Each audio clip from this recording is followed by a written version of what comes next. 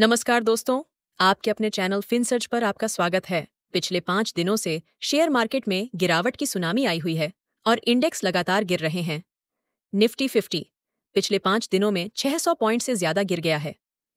इस सुनामी में भी 5 शेयर्स ऐसे हैं जो लगातार बढ़ रहे हैं और आज की भारी गिरावट में भी बढ़त दिखाने में कामयाब रहे। इनमें शामिल हैं भारतीय Airtel, first source solutions, Gujarat fluorochemicals, Schneider electric infrastructure और टिमकेन इंडिया। आइए जानते हैं इसके पीछे का राज और इन कंपनियों के प्रदर्शन के बारे में।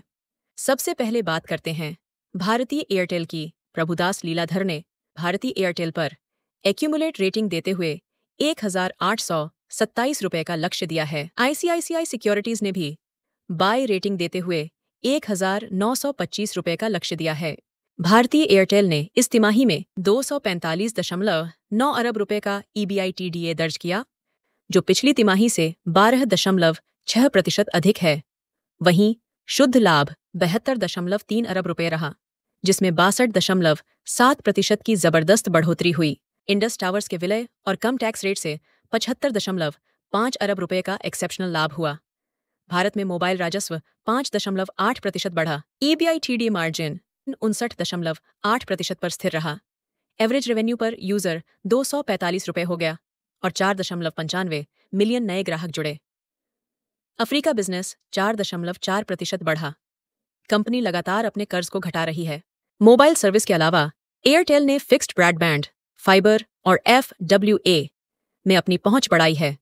साथ ही B2B सेगमेंट में क्लाउड, सिक्योरिटी, IoT और CPaaS जैसी डिजिटल सेवाओं को अपनाने पर जोर दिया गया है। कुल मिलाकर एयरटेल का भारत बिजनेस मजबूत स्थिति में है और इसकी लंबी अवधि में ग्रोथ की संभावनाएं अच्छी बनी हुई हैं। अब हम बात करते हैं फर्स्ट सोर्स सॉल्यूशंस की। फर्स्ट सोर्स सॉल्यूशंस ने फाइनेंशियल ईयर 25 के लिए 40% यानी 4 रुपये प्रति शेयर का अंतरिम डिविडेंड घोषित किया है, जिसकी रिकॉर्ड तिथि 21 फरवरी 2025 तय की गई है। कंपनी के प्रदर्शन के मुख्य आंकड़े ये हैं। कंपनी के पास दिसंबर तिमाही के अंत तक कुल 34,144 कर्मचारी थे, जिनमें 46% महिलाएं शामिल हैं। 1,200 से अधिक नए कर्मचारी जोड़े गए, जबकि एट्रिशन रेट 31% पर स्थिर रहा। जनरेटिव AI और डिजिटल ट्रांसफॉर्मेशन के तहत 1,50,000 से ज्यादा लर्निंग घंटे पूरे किए गए। 13 नए क्लाइंट्स जोड़े गए। तकनीकी साझेदारियों और ऑटोमेशन AI एकीकरण की मदद से कंपनी नए डील्स हासिल कर रही है। कंपनी ने एक्यूनाई इंडिया सर्विसेज प्राइवेट लिमिटेड को 8.1 करोड़ रुपये में अधिग्रहित करने की घोषणा की। इस अधिग्रहण के तहत कंपनी AI विकास सेवाओं में अपनी क्षमताओं को मजबूत करने की योजना बना रही है। फर्स्ट सोर्स सॉल्यूशंस ने तीसरी तिमाही 25 अक्टूबर-दिसंबर तिमाही के नतीजे घोषित किए, जिसमें कंपनी का शुद्ध लाभ 24.5% बढ़कर 160.3 करोड़ रुपये हो गया, जो पिछले वर्ष की इसी अवधि में 128.7 करोड़ रुपये था। रेवेन्यू 31% वृद्धि के साथ 2,087 करोड़ रुपये रहा। फर्स्ट सोर्स सॉल्यूशंस का ध्यान निरंतर विकास और परिचालन दक्षता पर केंद्रित है, जिससे कंपनी की वित्तीय स्थिति मजबूत बनी हुई है। आइए अब गुजरात फ्लोरोकेमिकल्स की बात करते हैं। KR चौकसी ने गुजरात फ्लोरोकेमिकल्स पर एक्यूमुलेट रेटिंग बरकरार रखी है। कंपनी के तीसरे तिमाही 25 नतीजे उम्मीदों से कमजोर रहे। रेवेन्यू ईयर ऑन ईयर 15.7% वृद्धि के साथ 11,480 करोड़ रुपये रहा।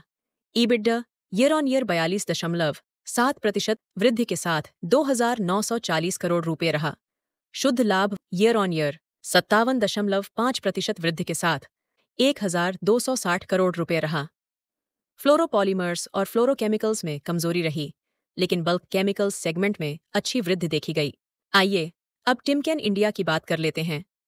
टिमकेन इंडिया पर जियोजित फाइनेंशियल सर्विसेज ने 3,408 रुपये के लक्ष्य के साथ बाई रेटिंग दी है।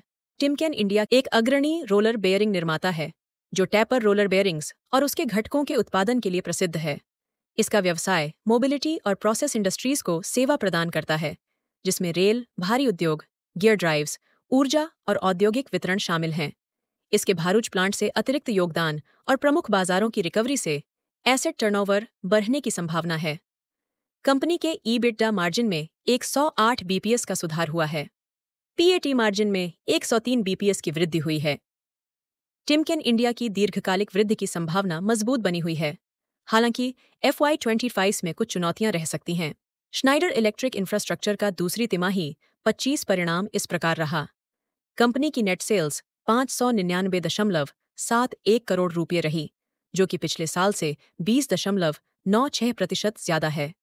श्नाइडर इलेक्ट्रिक का शुद्ध लाभ 54.27 करोड़ रुपये दर्ज हुआ, जो कि पिछले साल से 26.62% ज्यादा है।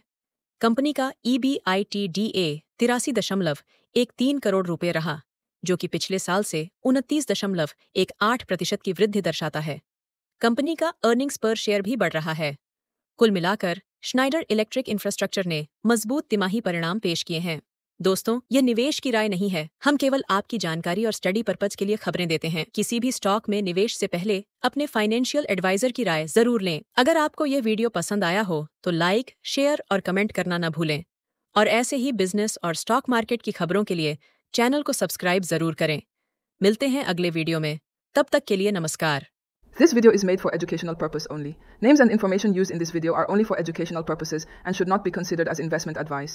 We do not provide tips or investment advice. Always take advice of your financial advisor before investing. We are not responsible for any kind of profit and loss. Stock market investments are subject to market risks.